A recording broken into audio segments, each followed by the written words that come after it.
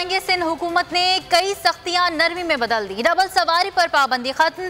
दूध दही की दुकानों, बेकरीज और करियाना स्टोर्स को 6 बजे की पाबंदी से इस्तिस्ना मिल गया। रेस्टोरेंट्स भी 24 घंटे डिलीवरी कर सकेंगे।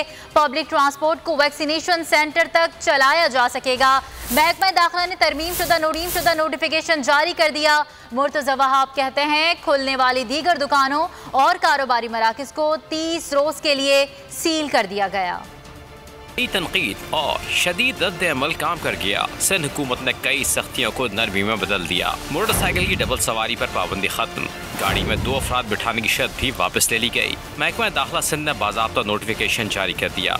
दूध दही की दुकानें, बेकरी और करियाना स्टोर 6 बजे बंद करने की शर्त खत्म। रेस्टोरेंट्स भी 24 घंटे डिलीवरी कर सकेंगे। ताहम डिलीवरी बॉय का वैक्सीनेटेड होना लाजमी होगा। पब्लिक ट्रांसपोर्ट को वैक्सीनेशन सेंटर तक चलाया जा सकेगा। बसों में सिर्फ 50% मुसाफिर ही बिठाए जा सकेंगे। टैक्सी, रिक्शा, चिंकी समेत दीगर छोटी ट्रांसपोर्ट को इस्तिस्ना मिल गया। लॉकडाउन में खुलने वाली दुकानें 30 दिन के लिए सील कर दी जाएंगी। किसी किस्म की तकरीबात पर शादी हॉल भी 30 रोज के लिए बंद कर दिया जाएगा। तर्जुमान सिंध हुकूमत ने कहा शटर बंद करके कारोबार पर भी कार्रवाई होगी। हुकूमती नोटिफिकेशन के मुताबिक तमाम सरकारी दफातर 8 अगस्त तक बंद रहेंगे। सूबे में कोई सरकारी तकरीब नहीं होगी। काबीना इजलास भी मुलतवी कर दिया गया।